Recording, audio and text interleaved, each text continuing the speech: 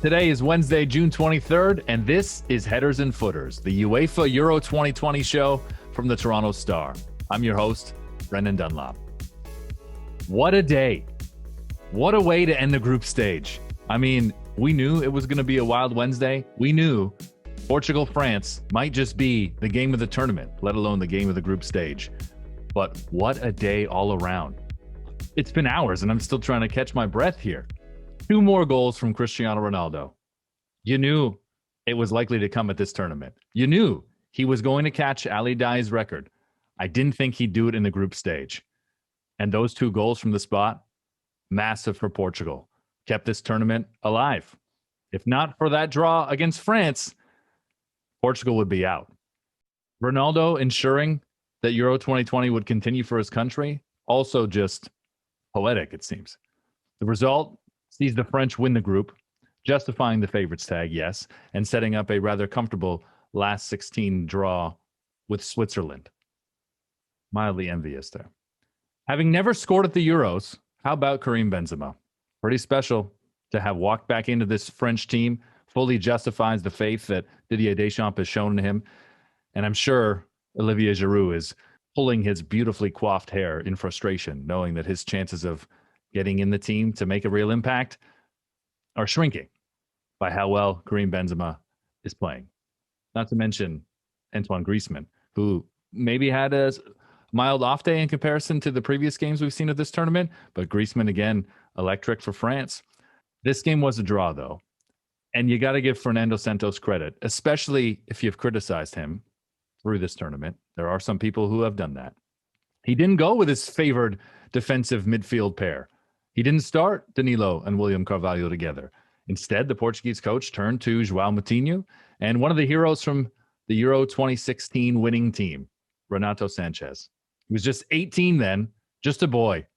Against Germany, he was the only one that could actually connect the defense and the attack for Portugal. As a whole, against France, Portugal played so much better. Their shape, their intensity, it had them on the front foot for much of that game. And when Kylian Mbappe bumped into Nelson Semedo and fell over there, drawing the penalty, it did feel like the wheels might fall off for Portugal. But just like their talisman, Portugal didn't fold under the pressure. They kept their composure, and they can now look towards Belgium on Sunday. Portugal, Belgium in the last 16. That is going to feel like a final. Probably should have been. For Hungary, I mean, can you call Euro 2020 a glorious failure? Because they hung with Portugal for 80 minutes. They took a point off the world champions. They led Germany twice in Munich on Wednesday. Leon Goretzka had to come to the rescue for the Germans. The 2014 World Cup winners were 6 minutes away from going out after Hungary took the lead for the second time, just 2 minutes after Chelsea's Kai Havertz had drawn Germany level. The draw sees Germany finish second in the group, so that sets up a headline-grabbing clash with England at Wembley on Tuesday. I can't wait for that, to be honest. But their performance, the Germans, their performance in Munich, it's going to have a lot of German supporters feeling pretty nervous. And English fans who may have been very nervous at the prospect of that after watching Germany thump Portugal the way they did, I don't think the English will be as nervous about that. But hey, well, I was very happy to speak with my guest tonight before those 180 minutes that we got in Budapest and in Munich. A very warm welcome to Headers and Footers to Nicky Bandini. How are you doing, Brendan? Thanks so much for coming on. I really, thought that we would have a firecracker to talk about. I didn't know that we would have 2. So let's start with France and Portugal, because it is so rare that these marquee matchups actually deliver. And for 90 minutes, Portuguese and French supporters were on pins and needles, watching 2 games at once and watching a game between France and Portugal that was really, nothing like the final in 2016 that I was at, and was everything that I think the neutral wanted that game to be. Yeah, well, I think a lot of us who are trying to follow these games, you end up with one game on your big screen and one game on one of your smaller screens. And at a certain point tonight, it was quite confusing, because definitely France and Portugal started as the obvious one. And then Germany, Hungary got a lot more interesting than I think some of us expected it to get. But France and Portugal was great, because it's a marquee matchup that delivered. It's a marquee matchup that sort of you had high hopes for. It's the world champions against the European champions, and that sort of game often I feel like doesn't turn out to be everything that you hope it will be. But we had Paul Pogba playing just some absolutely outrageous passes. I love Pogba when he's on his game like that. It reminds me of the Pogba that I first got to know at Juventus, and I was covering him in Serie A. I thought he was magnificent. Benzema getting his international ball rolling again. The little moment you saw him and Ronaldo share, in fact, after he scored that penalty. Of course, they go back to Real Madrid. And then Ronaldo delivering with a pair of goals. It was definitely one of those games that perhaps was a bit more defined by refereeing decisions than you would like. But for the most part, I agreed with them. Most of those decisions, I think, in the end were right. And that's just, sometimes football does come down to those things. And sometimes football is decided on penalties. This wasn't going to go to a penalty shootout, but I mean, 3 scored in one match, the first time at the European Championships. Right. That will definitely be the talking point, especially with the first 2, because I think that they could be, debated on both sides. A lot of goalkeepers, ex-goalkeepers, seem to be tweeting that they didn't think that Lloris should be penalized for that. What was he supposed to do in that situation? Whereas, I mean, I had thought that this match very much felt like a boxing match for the first 30 minutes, and then there came the knockout blow. You got a literal fist in the face to the jaw of Danilo. I thought that was a penalty, but the resulting one afterwards, with Semedo just bumping into Mbappe there, I thought that Mbappe totally sold that, and I'm surprised that VAR didn't overturn that decision. That was the only one of the sort of 4 big decisions. They're throwing in the 3 penalties, and also Benzema's goal initially being flagged for offside and then being given. That was the only one I disagreed with. Was the French penalty. I didn't see enough contact there to merit the penalty. But it's interesting that people who, unlike me, have played professionally in goal feel differently about Lloris incident. To me, I understand it's accidental. I understand it's not a deliberate act to punch someone in the face, but that's what ends up happening. And I don't see that should be applied any differently to a defender who makes an honest attempt to win the ball, but just doesn't win it inside the area. Listeners and viewers who have followed me for a long time would be astonished that I've got this far into our chat and I have not mentioned Cristiano Ronaldo. I don't believe you have. So let's speak about the now joint men's all-time leading goal scorer. Of course, the all-time leading goal scorer is Canadian. Christine Sinclair holds that title, and no one will ever catch that. Not Ronaldo, not anyone. But it is pretty incredible that Ronaldo did it at this tournament. And I know I'm on a Canadian show when. Yeah, absolutely. Wait till I ask you about Alphonso Davies. Sadly, I don't have time for that today. But Cristiano Ronaldo, I mean, just incredible what he's been able to do at 36. Incredible how involved he still is for Portugal. And I think a lot of people thought that he was going to find a winner there. And what a way to do it against France. It would have been special. It didn't come. But I think we'll definitely see him break that goal total as this tournament continues, because now it will for Portugal. Yeah, look, the leading goal scorer in Real Madrid's history, the leading goal scorer in the European Cup history, leading goal scorer in the Euros history, leading goal scorer in international football history, possibly the leading scorer of, this is all, of course, as you say, men's football rather than football in general, but leading goal scorer in every category that he can be leading scorer in, including possibly the leading goal scorer of all time, although that's one of those statistics that's disputed and queried, and there's some claim still that Bican or someone else might have more unofficial goals somewhere to count. But look, the end result is the same. Ronaldo, wherever you have put him, wherever he's gone in his career, has scored goals. And yes, 3 of them have come from penalties in this tournament, but you still have to score them. And funnily enough, Ronaldo has missed some penalties in the last season, but when the chips were down here, he never looked in doubt, did he? There were 2 really good penalties. Yes, they were. You'd think that Alvaro Morata would have paid attention in training to what Ronaldo does. I'll ask you about Spain in a second, but let's finish up on Portugal and France as they both progress. Portugal in the familiar situation of finishing 3rd in the group. That worked out well for them 5 years ago. Germany's result means that they will play England, which I think sets up a very mouth-watering tie in the last 16. How do you see things working out for the 3 powers that coming out of Group F as the tournament progresses?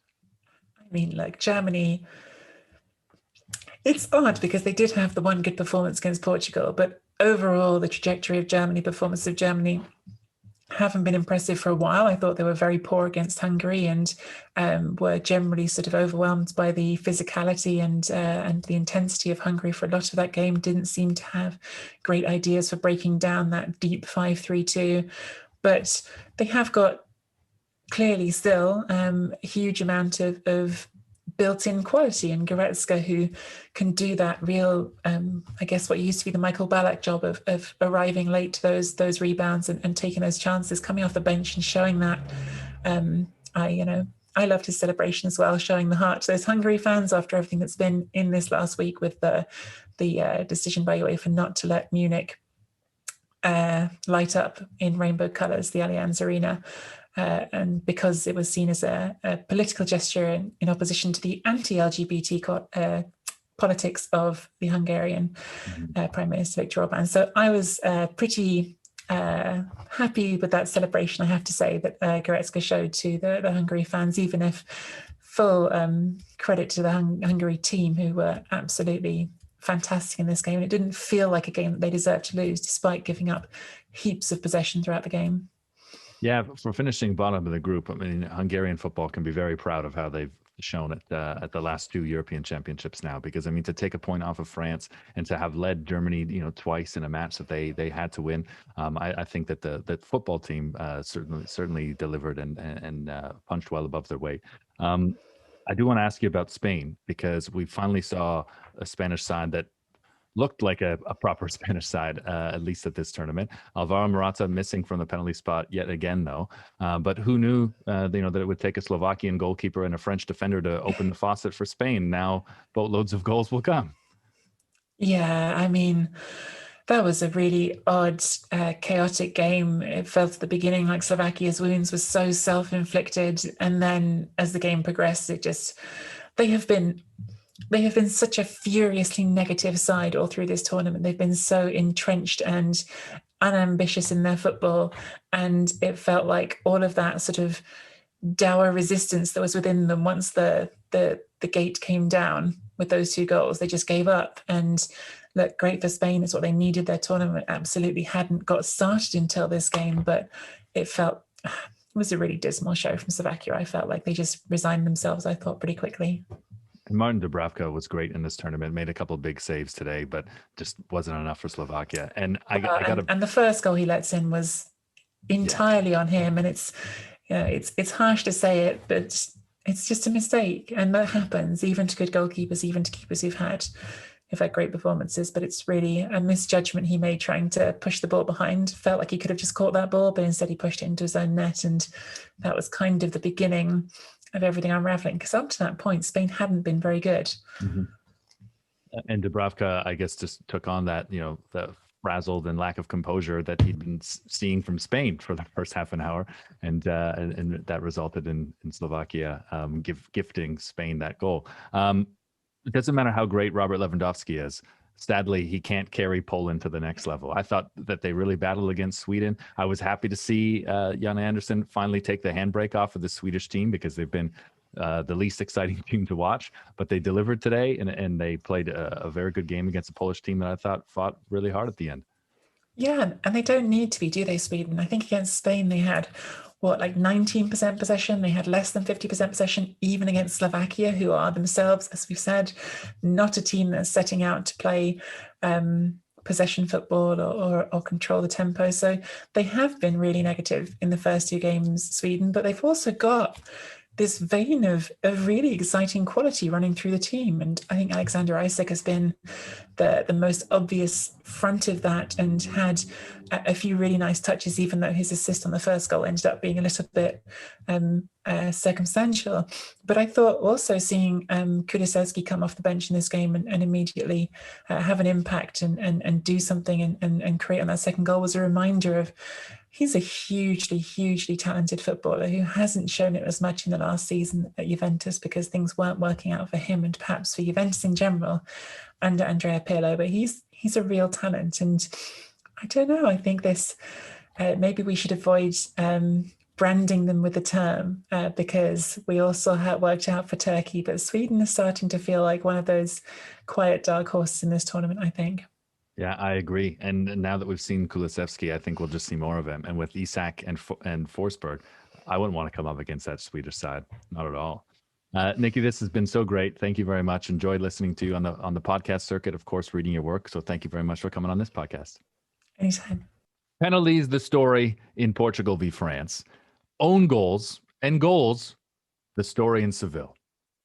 2 Slovakian own goals flattered Spain's 5-0 scoreline. How are there so many own goals at this tournament? It's been unbelievable.